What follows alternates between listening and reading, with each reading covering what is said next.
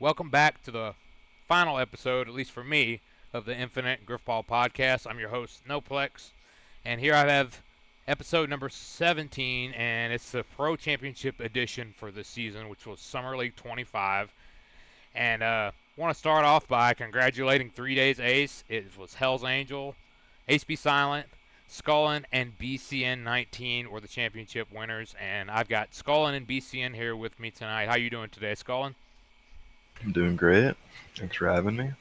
Definitely. Thanks for coming. And BCN, how are you doing today? Yeah, doing well. Thanks for hosting us. Definitely. It's my pleasure. So, I'm just going to go ahead and jump right into the questions. And first, I've got Captain Hells, and I know for a fact that once Hells saw draft, they were licking their chops because both other seasons there were draft, they've drafted very successful teams, and uh, bid league season didn't work out too well in their favor. That was the one time they missed out on playoffs, but um, they were they were definitely happy that it was draft for sure. And seeing Ace sign up, I mean, what better combo can that be when you know you got a first round pick? So the first question I had for Hells was, you are the first and only player to win 3 championships in Infinite Grifball, which is a crazy stat on its own. And I asked them to elaborate more on their success. And Hells responded, quote, "Yippee, yes, I'm very happy with my success on Infinite and that all the work that has been worth it. I'm proud of myself, as silly as it may sound over Grifball, lol. But whenever I was younger, I always wondered if there was organized or professional Grifball and thought it would be super cool to play and compete in it. I didn't know about the AGLA or anything, but to be here now and be this successful, it's like a mini dream come true, especially with it being a pro season with the best of the best in such a competitive environment and tough game mode. I'm wearing a big smile. I owe much of my success to all the great players I've played with, the amazing teams I've been on. They trusted me and put up with a mute captain teammate that spams their in-game chat and schedules endless scrims. I've been blessed to have the opportunity to team with so many talented and ambitious players. Thank you to Infection, Spankatron, Aware, Mosquito, Shrek, Grunt, Trespass, Ram, Ace Be Silent, BCN, and finally Scullen for the 3 rings. For the people who want to know how to do it, I'd say it's really about passion and setting your standards really high. I said in the interview that Noplex and I did together that the key to success is building a team that's dedicated to Infinite Grifball and that enjoys the game. If they want to play the game, it makes a lot of the extra stuff like practice much easier. And with more time in the game, more of their self-belief and belief in the team will grow, and things just kind of snowball from there. It's also important to stay consistent and be prepared. Take everything that comes in a positive way and any obstacles as lessons. Alright, so that's a very good answer. The next question I had for Hells was, how big of an adjustment was the classic game type after being successful in Season 2, Season 3 back-to-back championships on a whole different game type, which was equipment. Scullen remembers with grapple shot and repulsor.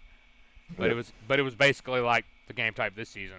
It was basically vanilla with sprint. So, and I asked them to compare and contrast, and Hells responded with, "That's a really good question, and I think a major part that was overlooked in the equipment area was positioning for equipment control, making sure to control the areas that equipment spawned in and to be aware of when things would drop so you were there at the right time, even if you weren't going to use it, just to make sure the other team couldn't have something that would help us a lot and give us an advantage. When it comes to Classic, I think the new secondary objective for positioning, with scoring always being the primary objective, was positioning for spawn manipulation and management. With how bare bones the mode is, it's kind of an endurance slugfest, which becomes all about taking and holding space, which being able to affect where the other team could spawn allowed us to choose which space would open up, and it gave us a big advantage at times. Scullen was the one who really was pointing that out and taking the initiative with it on our team, so the credit of success of that goes to him. Other than that, I think a lot of it was the same. No thrust meant people threatened less of the map, so it was just about finding the right gaps to run and pressure, and to also pressure the opposing team's plate. Alright, that's it for that one. And the final question for Hells was, You are amazing at building teams, and Ace is a no-brainer as a first-round pick. Could you elaborate more on your thought process for picking Scullen and then BCN back-to-back? Thank you for the compliment. I appreciate it, and yeah, I'd love to. When I found out that the draft was going to be a snake, I made a few mocks to see the options that would likely be available at our pick, and then created a list of what I thought our best choices were.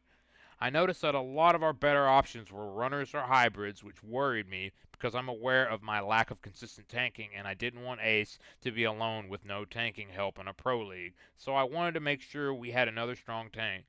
Luckily for me, Ace isn't just the best player in the game, but also a Grifball encyclopedia, and he told me how on Halo 5 BCN was a really strong tank that gave him trouble, which made me say, "Whoa, if he gave Ace trouble, then that's really promising." I was able to get in 2 or 3 customs with BCN right before the draft, but I saw the talent and potential he had. It was at that point we were pretty interested in him, but we wanted to make sure his availability was good, so I DM'd him and asked him about it.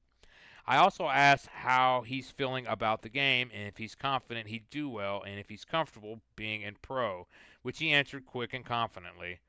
That ticked all of the boxes, so that's why we went with him first.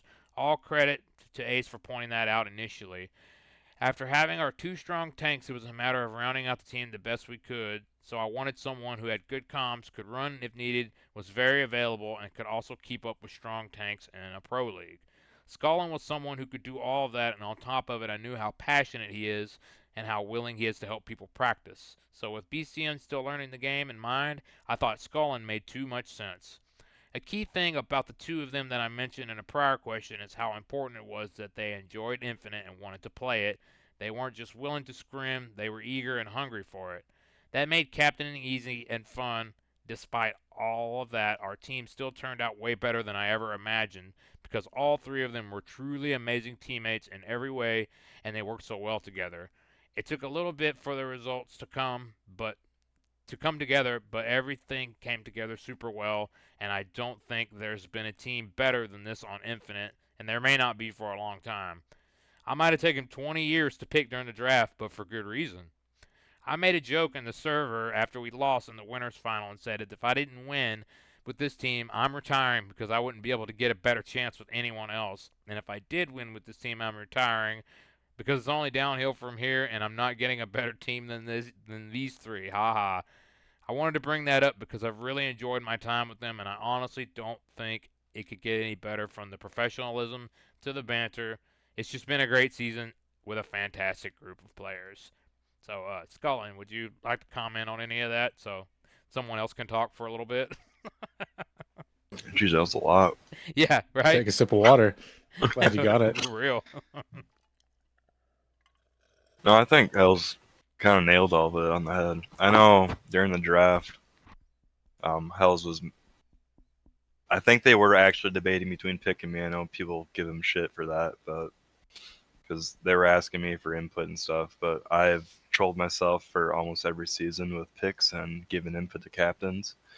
So I told them and other captains that I'm not picking my team, that I'm going to. So I made them decide. So I am glad they picked me, but yeah, I do think Hell's nailed it on the head, though, that the whole team was wanting to play and win and practice and work together, and it worked out really well. And yeah, BCN was like the magical pick in my eyes because it just meshed so well, and then we all played together so well, too. BCN, got any thoughts? I think the most important thing that Hell said is you gotta enjoy it, and we did. You know, you could have a group of 4 of the best individual players on a team at any given time, but it doesn't mean that they're going to mesh together and they're going to be willing to practice together, play off of each other, and learn together. And you know, there were no egos in this team. There was no attitude. It was just get on and have fun. And when we make mistakes, which there were many, we learn from them. So I was super happy to be part of this team and learn from Ace and Scullen and Hells, and everybody had something different that I had never seen before, being my first year or first season on Infinite. So I'm just excited. for more seasons, and I couldn't be more grateful to learn from all three of these professional teammates. Definitely. Was this your second AGLA season? Because I know you played an AGLA season in Halo 5, and when you went pro as well in that season. I thought you were brand new that season, but was that your was this your second season? Yeah, that's a good question. I know there were a couple, and a couple of seasons here and there that I believe were IGL and GGL and all that. I couldn't list off the year or the season it was, but I know I played one season. That was my very first draft, and I got a bench ship with was it Impulse or no, not a Vital Sign, sorry. And that was my first AGLA, and I think this would be my second. Yeah. Oh, nice. I thought that was a thing. It just came to me, so I figured I would ask. Because if I didn't ask, it would have been gone. It would have been out of there quick like. So, all right. So I'm gonna go ahead and move on to Ace Be Silent and his question. So the first question I had for Ace was, how hype were you to be on a team where you finally got to be Ace B Runner? And Ace responded, on this team, I was more Ace B hybrid more than Ace B runner. I've shared the runner position with Hells this season. Regardless, it was pretty neat to have the runner position time this season, as sometimes I could get a little feeling of want to run the ball whenever I end up on a team that I have to solely play as a tank only position. Alright, and the second question for Ace is, and this is going to be a mind blowing one. You just won your 8th AGLA championship, and you are the only player ever to win one championship for the AGLA in each game. Halo 3, Halo Reach, Halo 4, Halo 5. Infinite. So all the games he's won at least one. That's an impressive stat in a league that's almost 18 years old. And I guess it's more of a statement than a question because I just said revel in your glory. Ace responded, considering I didn't join the league until near the end of Halo Reach 360 days, and considering 360 versions to be separate games to Halo MCC, I have not won one ship of every game when I haven't won one from 360's version of Halo 3 and Halo Reach. But yeah, I've played Grifball a lot to have at least one ship per game starting 360 version of Halo 4. That is a lot of winning I've had for 8 AGLA ships, though I've also lost a lot of seasons as well. Ha ha. So, looks like the play Grifball, you're going to have to do a 360 season of Halo 3 and Halo Reach so Ace can win them all. You got to collect all the ships. So, all right, so the last question I have, and this is the one with a crazy response.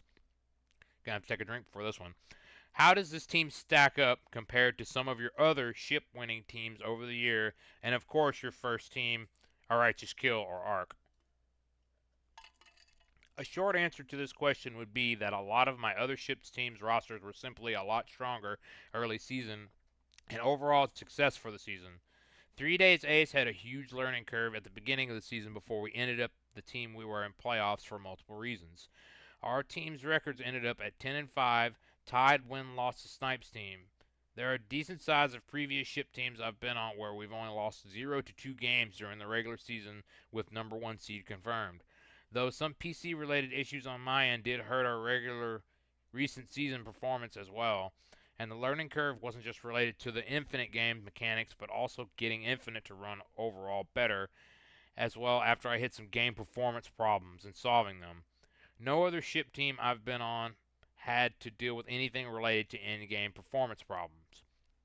For a more specific answer to this question, to start the 8 AGLA ship teams I've been on, Hybrid Theory on Halo 4 360 with a lineup of Snipe Down, Moose, Piggies, and Ace Be Silent. Rambo's True Blood, Slim Jim, Rosa Took My Seat. Impulse on Halo 4 MCC with Nets Pride, Ace, Eastbrook, the Piggies, Miss Meowla. I believe that was Summer League 17, and the last one was Summer League 13. Yes, okay. All right, Grammaton Clerics on Halo 5 with a lineup of Infinite Rain, Ace Be Silent, D Cleek, Stop Killing Me, Unique Rose. Predatory on Halo Reach, MCC, Regressor, Galvanator, Starblade, Eastbrook, Silva. Thundercats on Halo Reach, MCC, PC. Lino, Snarf, Gingy, Jaga, Infection, Ace Be Silent. Natural selection on Halo 4 MCC with a lineup of Genji, Ace Be Silent, Killers Legit, Mr. Cold, SimQ, Havoc Puppies, Grunt Padre, Throbbing Infect. Junkyard Dogs on Halo 3 MCC Action Season with a lineup of Encot, Ace, Rage, Atone Militant, Aware Mosquito, and finally 3 Days Ace on Halo Infinite with Hells, Ace, BCN, Scullen. I don't have a good memory, so I may not be able to remember GGL teams that I've been on outside of ARC, so I'll do comparisons for the listed AGLA teams above plus ARC. With these in mind, I want to compare the teams in order for success on the seasons based on least amount of games lost in the season or how much practice that happened during regular season before reaching top performance for playoffs, championship games, and or how strong the team was early on plus playoffs. So the rankings would go, and he ranks them starting number 1, ARC, 360 version, classic ship team with Kid Tonga, Nets, Genji, Snipe, and Ace. That classic team in the season went undefeated with our closest game in regular season being 5-3 against the team Infection was on. I forgot their name and their lineup as it was a very long time ago. We were super dominant against every other team in both regular season and playoffs. It would be super difficult to not rank this team the strongest ship team I've ever been on whenever it was the only team I was on that went undefeated. Number 2, Predatory on Halo Reach. The main lineup of Regressor, Galvin, Starblade, and I. I don't remember Eastbrook getting any playtime, while Silva may have played 1 or 2 games if he did. The competition in that season was considered very low in my opinion. The only team that was competition to us in Sword Division was the matchmaking squad of Demi QF, Storm Grise, Icy Tanker, SimQ, and Defeat. They were the only team to get 5-2 win on us during the regular season, though excluding Tanker were an EU team that was played on EU hosts, and they did not play in playoffs if I remember right because they quit during the regular season. Hammer Division team that was in competitive us was Priest team, Way to Fail, with a lineup of Priest, Genji, Digital Pain, Man Cannon, Easy08, and Ragemore Nerd. Though we didn't play Way to Fail in regular season, we won against them in playoffs in 2 games of 5-1. I have a personal recording on my computer from back then. With that in mind, had we not lost to the matchmaking EU team, then this team would have been in contention to a 360 ARC team in terms of performance during the regular season. Side note, an IGL with this team minus Eastbrook and Silva plus Tanker also happened. So because my memory isn't good sometimes, I hope I don't misremember anything that may have happened in IGL instead of AGLA or vice versa. Number 3 was Thundercats on Halo Reach MCC with a lineup of Snarf, Lion-O, Genji, Jaga, Ace, Infection. That classic season was a super casual season as the competition wasn't very strong to Thundercats. The competition team to us was Junkyard Dogs with Encot, Digital Pain, Silva, Men's, Door, and Killer G. In regular season, Thundercats used everyone in the lineup, I'm pretty sure, when there were some games I did not play, and to give everyone on the roster playtime. With that in mind, we ended up losing to Junkyard Dogs 5-3 in the regular season, giving us 1 loss that season. Had this team not lost that game in the regular season, then this could have been in contention for rank number 1 or number 2 in team success. Number 4, Impulse on Halo 4 MCC with main roster lineup of Nets Pride, Eastbrook as runner, Piggies, and Ace. This team was the strongest drafted or bidded ship team on paper. I ended up as we only lost 2 games during the regular season of 1 5-4 games against One Hit Wonder and 1 3-5 game against Vital Signs. Hey, I was on that team, and we were the worst team in the league that season. These stats are from my own personal notes. I don't have the playoff bracket on hand that season. Regardless, that team was strong from the get-go as this team had strong chemistry without practice and only played better with practice. And considering that anyone on this team could run the ball, there was super low amount of weaknesses that on this team ball running wise, regardless of who was running. Regardless, Eastbrook was the strongest runner on the team. Number 5, Summer League 13 Hybrid Theory, Xbox 360, Snipe You Down, Ace, Moose, and Piggies. That was the starting lineup, only getting 2 losses on the regular season, even though this season was same amount of regular season games losses as Impulse and MCC Halo 4. I ranked this team lower because the team's main roster did not play every game in the regular season, which not only hurt us in losing a few games, but with our subs playing. But this team was generally unknown to me on performance with the main roster. It was Piggy's first season, and Moose, who was unknown to me, and even during draft, didn't play games in general that I was aware of. So early on and during regular season, I may have felt that there was a learning curve of performance increase as a team over time before we ended up playing well enough to win in playoffs against other top teams. Number 6, Grammaton Clerics on Halo 5 with Rain, Ace, D-Cleek, and Stop Killing Me. This season, the regular season games were best of 3 against each team. So with that in mind, even though we lost 5 regular season games, we only lost 1 best of 3 series, which was against One Hit Wonders. But because we had overall about 5 losses, the regular season stats were not great compared to the other ship teams I've been on above. Regardless, this team was still a very strong tanking team that overall dominated and only needed practice to get used to each other. This was Stop Killing Me's first season, but was one of the strongest Grifballers from matchmaking at the time. What I did enjoy on this team was that it was officially the only season that I was the main runner on, though I ended up having to give up the running position during the ship game against One Hit Wonders, as I noticed we would beat them with D-Cleek running in the ship after a certain amount of time in Game 1. Alright, number 7, 3 Days Ace on Halo Infinite. And I'll just go ahead and skip that one since we've already talked a little bit about that. And number 8, Natural Selection on Halo 4 MCC with Genji, Ace, Killers, Miss the Cold, or Havoc Puppies. This is one of the weird seasons. There was only 5 teams, and this team didn't seem like a super team on paper compared to the legendary team's roster of Rage, Demon, Lux, Soul Snatch, Solace, Infright, Frenzy, and Hell's Angel. Hey, a Hell shout out. In regular season, we ended up trading win-loss games with legendary. Regardless, we ended up winning this season, even though I was not fully expected to initially on paper. I would say more about this season, but my memory's kind of a blur for the weird 5-team season. And finally, number 9, Junkyard Dogs, Halo 3 MCC action season with Encott, Rage, Ace, and Atone, and Aware Mosquito. Aware played in some of the regular season games as one of the playoffs games against iRobot's team. This team is listed last on this ranking due to regular season performance that resulted in this team reaching 5th seed in the playoffs, which was statistically the worst seeded team when compared to the above-ranked teams. So we were not sure to be considered one of the top teams stat-wise going into playoffs, but we ended up as the champs regardless. Note that this season's regular season games had a lot of subs being involved, and some of the teams where some of the games played had opposing teams using normally unfair subs, but was fair enough to use due to rulings of subs. Alright, that's it. Jeez. That was a doozy of an answer, so yeah. Scullen, got any thoughts?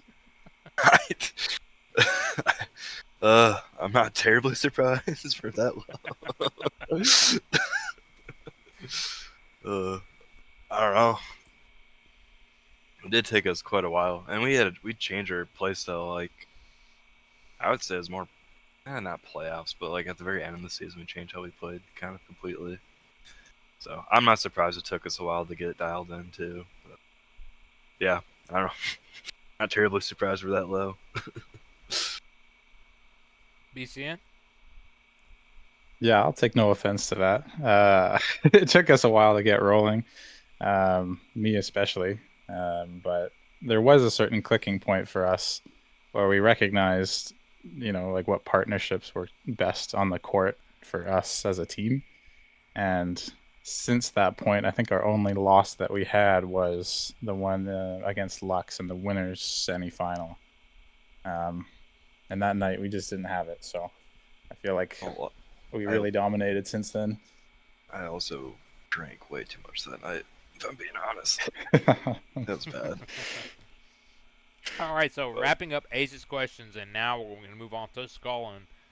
Your first question is, other than Season 1 with Joshi, you've had a pretty rough go on Infinite for the most part. I know Season 2, Season 3, and there's definitely some ups and downs. So how does it feel to win here and secure a championship? First one in Infinite, by the way. Feels good, really good. I think I've mostly trolled myself throughout the seasons. Season 1, I had the infamous change in my controls before playoffs, and then kept throwing the ball to the other team. I picked it up. Season 2, I made my captain pick a no-shower.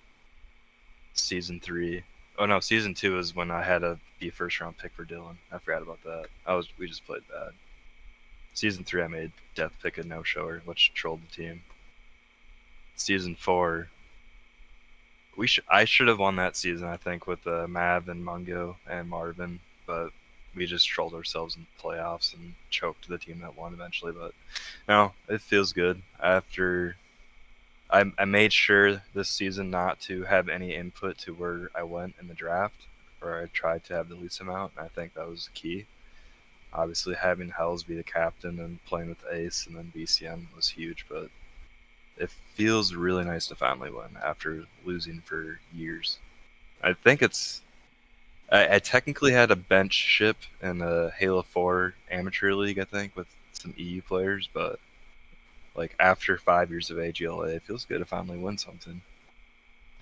Yeah, definitely. It's really hard for me to say who's the most deserving of a ship on your team. I think all three of you. Maybe Hells is the least deserving because they've already got 2 wins.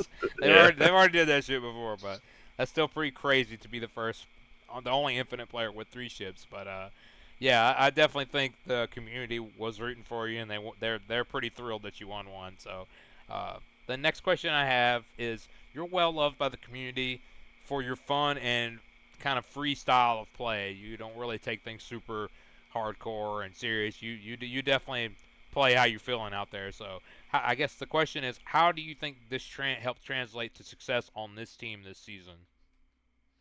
Uh,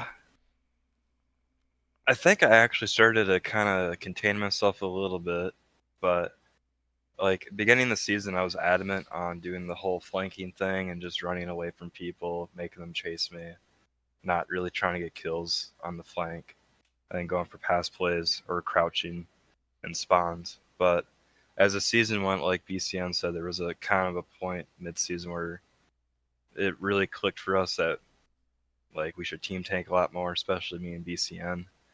And when I started doing that with BCN, my play started getting better, and I try to play a little more passive, but I think being able to play that style and then be able to switch it up every once in a while to like super aggressive or a random flank here and then, like just having a good tool set for Grifball in general really helped.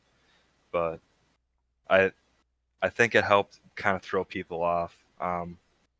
Especially like the way I like to play is I like to run in when a teammate's swinging or about to swing in a 1v1. And I don't know why, but like with BCN, it just times like perfectly every time. It was like always a free kill. And I've always wanted to play like that. I always tried to do it in Halo 4 and Reach, but I always would get betrayed or just fuck up. So for some reason this season, like with BCN, me just holding forward when he's in a 1v1 just like worked perfectly. And I was so happy because it's like my favorite thing to do and play. But yeah, I think it helped a lot with kind of throwing people off with how I play. Yeah, that doesn't really surprise me because I felt like you two or your team in general was very good at the alternating swings. Like one would put swing one down, but the other person would be right there with the follow up reload, and you just couldn't escape. You couldn't get away from it no matter what you did. So I definitely can vouch for that one. Y'all had really good team tanking like that. So the last question I have for you is: you're normally someone who's usually pegged to run for your team, like be a set runner. So how great was it to really be able to plug into a team with anybody that could really pick up the ball? Other great hybrids such as Ace and Hells. It was nice. I like running, but I feel like I've been getting a lot worse at it every season. And last season too, it was pretty stressful to try to run on that team. So like kind of just having to turn off my brain and just kind of be aggressive or just tank and not really care about running, especially with Hells and Ace being fantastic runners, not really having to worry about ball security as much. It made it really easy to play and just focus on getting kills and just not having to worry about losing the ball or possession. Yeah, definitely. Most of the time, people they would play against a team with Ace on it, they say, "Oh, Ace is running. Oh, this is great for us." But it wasn't great. It wasn't Yeah. great for other teams when Ace was running. It was y'all definitely held it down. And Ace isn't giving it up, nor any of you really. Y'all were very good at keeping ball possession. So, all right, that wraps up your questions. So we can move on to BCN, and I've got a few questions for you. Your first question is, what was it like to come back to the AGLA after a long hiatus and not only just come back, but adjust to a whole new game and win the championship? There could be a lot of detail on that, but overall, the feeling was nostalgic. It felt really good. It felt like the old game again, which was fun. It did take some adaptation to the new game and being infinite in the game mode with the really slow hammer reload and everything, or the sorry, not reload, the like the animation fall. But once I started getting hold of the mechanics, I felt like I could be a better teammate for everybody, and it just felt like Griff again. It felt really good. It scratched the itch that I'd been looking for a while, and I can I can thank you for reaching out to me and getting me back into this. And it's been a really fun season. It's been great to be back. Definitely. Yeah, it's definitely definitely an adjustment playing Infinite. I know whenever I first played it, did not like the mechanics at all. It took a while for me to even stick around. So definitely tough to adjust, but then to be as competitive as you was this season. But we'll get more into that when we recap playoffs. So the next question I have for you is, I guess it's a little bit more of a statement. You won the ACB Silent Sweepstakes. How much did you enjoy playing with Ace? Because I know everybody has their season where they win the sweepstakes. I did. I got to play with Ace in season 2, and it's always a fun time. So how did you enjoy it? Yeah, I mean it was a privilege. Nothing less than the best, and he's a very patient teacher.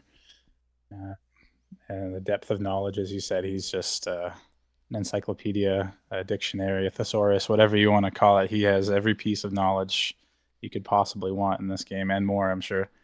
Um, but the biggest thing is, yeah, his patience, and definitely very happy to have him on my team, and more importantly, not play against him. He's he's been a great teammate, and I can attribute a lot of at least my personal success from this season to him for every little, moment that was an error that got translated into, a positive reinforcement to change for the better somewhere down the line. Yeah, he just gives me the feeling of like having a responsible adult on the court. Like he can just kind Yeah. of do whatever, and you don't got to really worry about tanking, running, defending, whatever. You can just like, oh, Ace got it. He's good. I can go over here and go catch the pass or something like that. So that's the way I see it. It's always a big relief not having to play against him either. Like you said, that's probably the best fucking part right there. It was definitely up there. Yeah. No, it's the amount of time that he spends. He records our gameplay. He'll send it back to us, and frankly, just watching it from his point of view, you learn so much when you're still learning the mechanical side, and then once you get that down, then there's a whole depth of knowledge of the tactical side that more or less translated from previous games because it is such a vanilla and slow paced variant this season. Um, but yeah, no, you get to see it at a whole different layer when you see it through his perspective. Absolutely. All right, and the final question I have for you is, as one of the best anchor force in probably in either league, pro or legacy, was that with your passive play and holding down the fort for your team, so to speak? Was that something that was planned, or was it something that y'all had to work out, and where you did you have to work to find your role? No, I don't think it was planned out.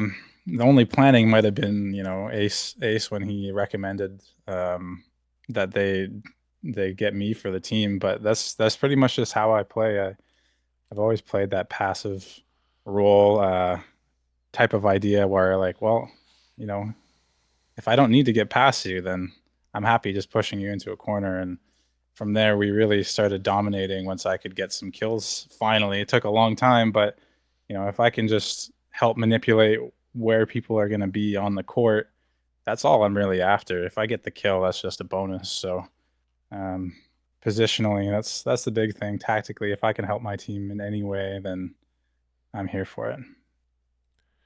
Definitely. So that wraps up the end of all the players' questions. So, all right, the next thing that I have here is just we're gonna do a recap of playoffs from the first round to going to the lower bracket, winning out that.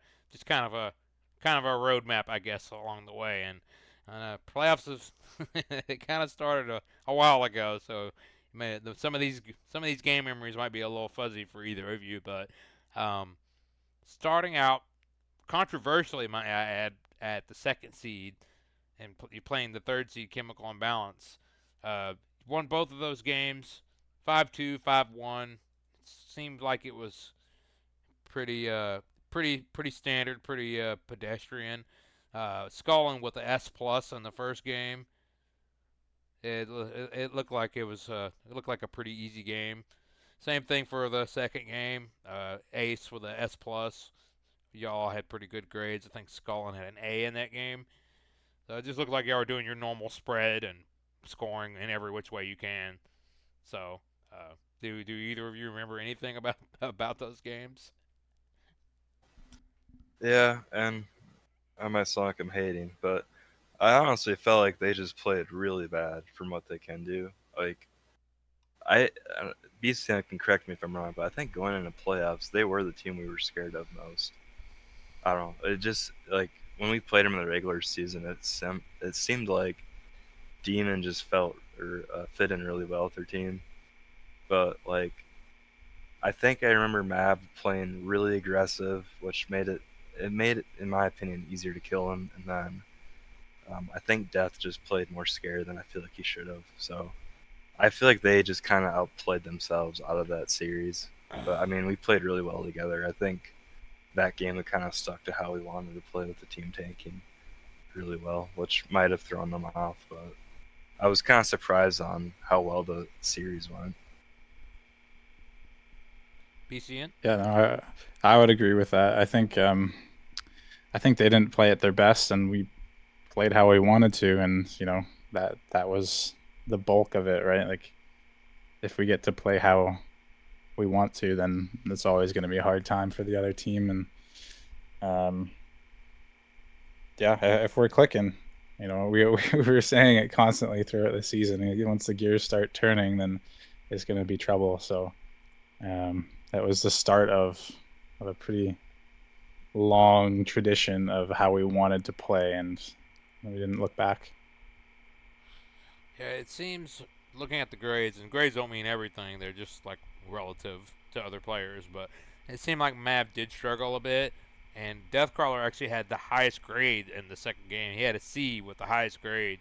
Demon got an S in game one, so y'all just must have got the big plays when it mattered because it looks like their grade wise was pretty even for that game. But the second game, it definitely seems like they struggle a lot more. So moving on from there, you went to face Black Clockwork, which is Lux's team. Lux, Demon, above average, Shinji. And they won in two games, both 5-3. Yeah, I'll have to go a little bit further down to find those, but um, definitely the team that matched up with y'all the best, I would say, out of the playoffs. Maybe not exactly, but they definitely seem to match up relatively well with y'all with how they run. Genji, they have more of a set runner probably with Genji, and y'all spread it out more. But talent wise, well, other than Ace, he doesn't count. He ain't human.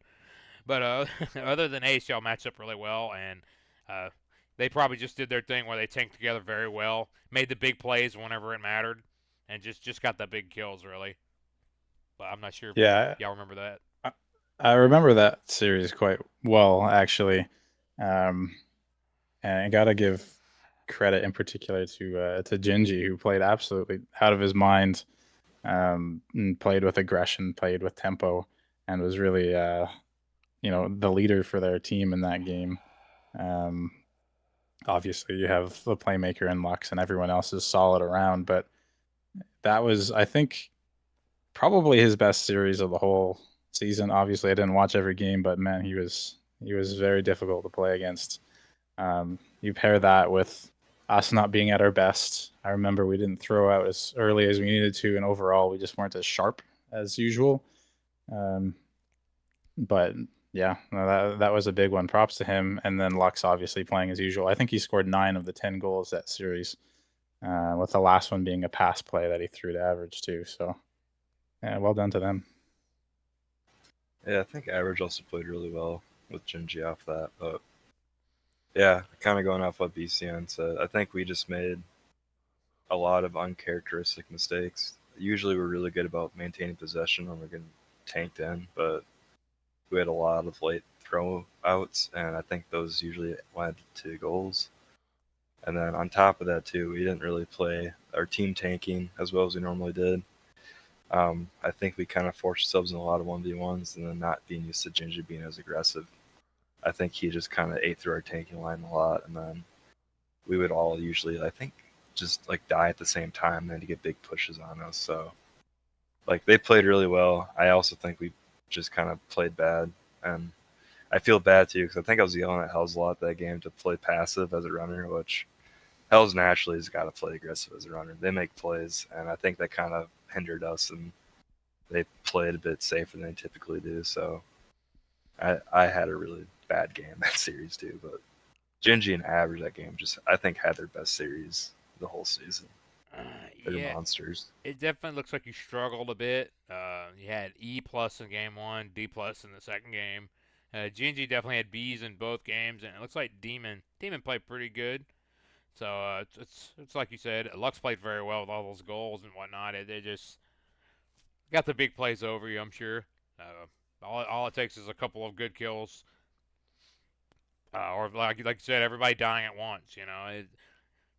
Just quick successive kills like that and 4 second respawn in infinite. That's an eternity to get back and try to stop a goal. Yeah, So definitely. I think we just played too passive in general too. Like I remember there were a lot of times upon review that we'd really play our lives when we were trying to push forward, and there's a time and place for it, but when if you do it all the time, then it can really come to haunt you sooner than later. And I think, we'll talk more about it later, but I think us playing so passive in that series might have influenced how they thought we were going to play in the finals. So, might have been into our benefit in the end.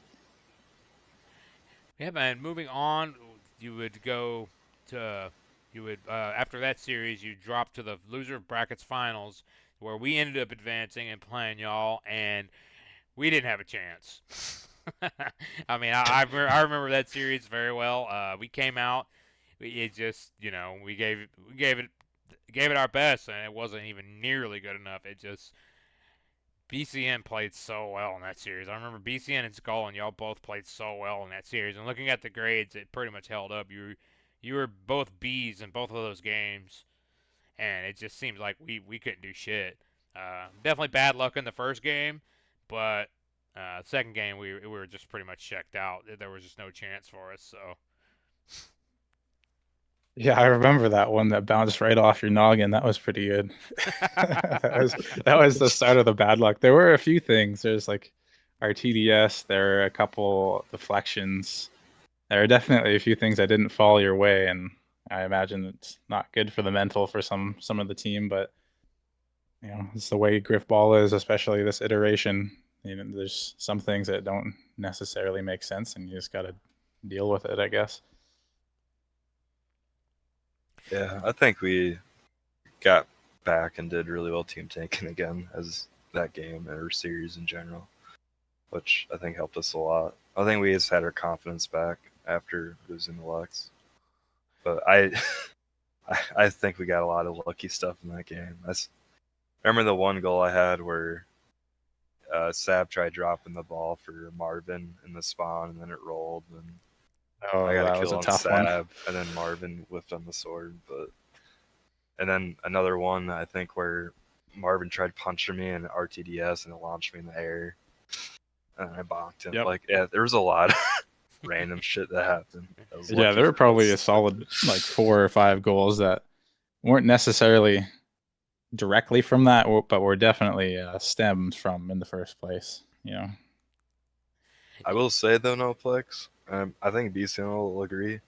You were the most annoying to fucking play against in that series. Holy shit. I couldn't read you at all with your tanking. Oh my god, it was frustrating me. You play your role well. That thorn in the side that's constantly probing, looking for space, looking to flank, looking to be a pain in the ass, and yeah, you nailed it. You're definitely troublesome, to say the least. Thanks. I try to be. I felt definitely not that way about you and you two in that game. I felt like Scullen was just beautifully backstepping me every time whenever I tried to push the issue, and you're backing up and getting me. But hey, man, the coffee tech goes a long way. What can I say? But just to give you some perspective, in that first game, our highest graded player was Marv with a D plus. So that Oh man. that should tell you. The rest of us were D's flat in that game. So, yeah, pretty handily beat us to move back up to the winners bracket final, which was a best of 5 against Lux's team because you had to go back up. So what it must have been crazy going back up to the team that knocked you down, thinking that maybe the same thing would happen. But it's definitely good to get a second chance. I don't know how the other games went after after you won the first ship. I don't know what happened in the second ship, but the first one was 5-0, 5-2, 5-1. Is the scores I have here, and the first game that stands out to me, you had 3 players in S grade. Scullen had a B, Hells S plus, BCN S minus, Ace S minus. So that pretty much is all you really need to know right there of how that first game went. Crazy. Yeah, I think we found our confidence again. That and we paired some replay review. We watched some previous streams and how we played against them, how they matched up against us, particularly with tip off, and then also like making sure we were aware of when they wanted to be aggressive and how to counter that. Throw those tweaks in with the confidence that we were playing with off of our last series, and that was the result. Yeah, I think we prepared really well, and then I think I mentioned earlier, I was 1v1ing Ace and BCN. I think most days before that series happened, trying to get better at the 1v1s. And then I think that whole series was like the slowest I've ever played Grifball ever. And we just team tanked each other so well every game. And then Hells too was just playing with absolute confidence running, and same with the Ace. Like, I think everything just clicked perfectly when it did too. Yeah, I mean, over those games that you played, everyone on your team was S grade at one point in the games. Ace twice, BCN twice, Hells twice. That's that definitely shows how well rounded of a team y'all are, and how any of you can just turn up at any time. Ace is like that all the time, of course, but I think it's really interesting to see how well you two both adjusted throughout the playoffs. You definitely played well. You played your part well, but I just feel like Scullen was kind of turning it up in the beginning of playoffs to get you there, and BCN really cranked it up towards the end. Like those last 2 series, the one against us and the ship, BCN really fucking turned up in those series. So, again, congratulations to your team for winning it twice, technically. But but Yeah, yeah, thank you. it was crazy. Definitely a crazy playoff run. Crazy season overall. Being able to have 2 leagues in Infinite. We hadn't had that yet. Scullen's been around since season 1, and we got pretty close last season, but not quite. So Yeah. it was good to see it after the matchmaking launch and whatnot. And so yeah, that's really all I got here on the list. The next thing that we have is just outros, shout outs, and kind of wrap everything up. Um, So I guess I will go ahead and start with Ace. Ace sent me a few shout outs to read, and Ace says that start the shout out with Noplex for what he's done for Grifball community and hosting these podcasts. The admins and the community for helping keep Play Grifball going. To my team, who has dedicated their time in becoming the team we are in playoffs this season. And then to the postseason championship teams to the past season championship teams that helped me get a win in Grifball ship for nearly every Halo game. I consider Xbox 360 Halo 3 and MCC Halo 3 as well as 360 Reach to MCC Reach to be different games. Regardless, it's nearly every Halo Grifball I've played in. Also to the community that helped keep the data on who has won the most championships for all the past seasons that we currently have. And then I'll throw in Regressor's name if he's listening to this portion of the podcast. Hashtag AceBHybrid. And that he was. What a hybrid this season. Alright, Scullen, you got the floor. Got any shout outs, Oh, outro, closing, anything you want to say? well, shout out the team. I mean, Hells for making the team. Ace and BCM are awesome teammates too. I think Ace and BCM helped me improve a lot throughout the season and just made it really chill. And then Hells just was dedicated as fuck to getting scrims and practicing. So awesome team there. Obviously, shout out to you, Noplex, for everything you've done. Dealing with a bunch of bullshit too, along with all the other admins. And Deathcrawler for somehow wanting to still make this mode.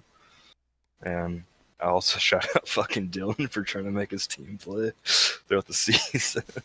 Honestly, shout out for stepping up there. That was huge. It's fucking horrible. And my hubby, wife, Spanktron, I love you. You suck, but one season we can win together, I hope. That's all I got. Alright, BCN. You got any shout outs you want to make? Any closing remarks? I think just the team. It was such a fun season. At no point was there any real pressure. We played relaxed. Everybody was friendly. Everybody grew together. Ace was already at the top, but we grew to match at least some of the items that he can do. But yeah, it was just really fun, and I haven't really felt that in other seasons. Sometimes there's that pressure, sometimes there's egos involved, and I just enjoyed every moment of it and had a blast. So, thank you. Absolutely. So I guess I'll just go ahead and make my shout out so we can go ahead and close this up. First, I want to give a shout out to all the Chemical members this season. It's just been a fun little stupid thing that we've been doing this season, helping a legacy team out. It's mostly memorized Rena and their team. It was Grunting Chicks. It started off as just helping them out, but really we just did the fun community thing with the photoshopping hats or whatever on our PFPs, just to have something goofy and fun during the season. But definitely a great group of people. It was definitely fun memeing it up with them this season. Shout out to my team this season: Snipe, Sab, Marv. It was probably the chillest team. Maybe in both leagues, maybe not. I'm not sure, but it was definitely no tilt challenge. I was probably the one that bitched the most out of that team. But it was a really chill environment. It was good to play with Sab again. Definitely was surprising on that. And I want to give a shout out to A Spence, Deathcrawler, Mav, the guys that we were admin with for a while. It's a pretty good run. We changed a lot of shit, overhauled a lot of stuff, did some cool things. Um, and then I also have the good community members. There's too many to list, and I'll forget people. So literally anyone who ever helped me do content or helped me do anything cool, or people who are always supportive and didn't fucking bitch every other word about every fucking thing all the time. uh, all those types of people, and I definitely wanted to shout out Encott because I missed him last time in the article interview. We definitely done a couple of cool things, not a lot because we didn't play around the same time. So getting to cast the game and doing some other stuff, the 1v1 challenge stuff was pretty cool. Uh, So that was definitely fun to do. And yeah, as you know, this is gonna be the last episode I do, but I think there's a few good people that could keep it going. If they don't, oh well. It's been a good kind of chronicle since of the Infinite seasons, even from the first one. Just kind of going through it, but there's a few people that would be a good host, I think, and could keep it alive. So I'm gonna be reaching out to see if somebody would be interested in doing that. It's pretty low maintenance. It's about a podcast every month or so. It's not a weekly demanding thing or anything like that. It's just it's on average about one every month. So hopefully someone will want to keep it going, and hopefully the league and such stays alive. But yeah, thank you too for wanting to come on and listening to me talk for 30 minutes straight. Very nice of you. It's been a pleasure. Thank you for hosting. Thank you. All right, but until next time, not sure if anyone will keep it going. Thank you to everyone who's reached out, supported, and listened to the podcast. I hope you've all enjoyed it. And until next time, see you on the court. Good night.